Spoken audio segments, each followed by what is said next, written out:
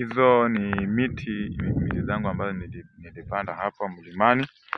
Naonyesha maendeleo yangu. Hizi ni mawe, hizi mawe nauza. Ukiwa na something ya kutumia mawe, hizi mawe nauza.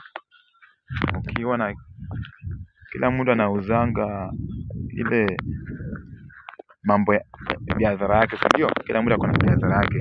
Sasa kama mimi hapo niko na mawe ndio hizo na naziuza sana.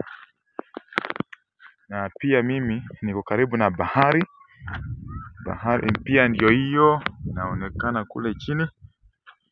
Kule chini sijui kama mtaiona vizuri. Hiyo ni bahari huko naivuta huko.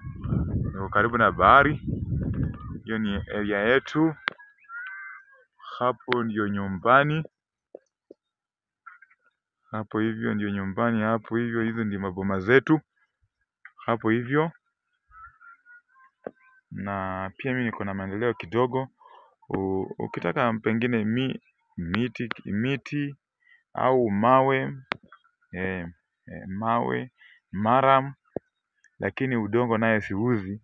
Utasema wewe unataka udongo ndio kuishi hapo kwa mlima, kwa hii highland, lakini hapana.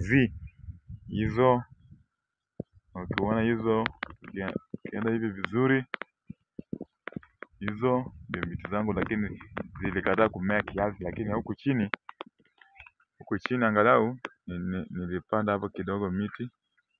Sijui kama zinaonekana vizuri, kiasi tu. Huko sasa ndio boma kwetu ni hapa hivi. Hapa ndio nyumbani. Hapo ndio nyumbani. Watu ambao wananiona wamenisaidia YouTube.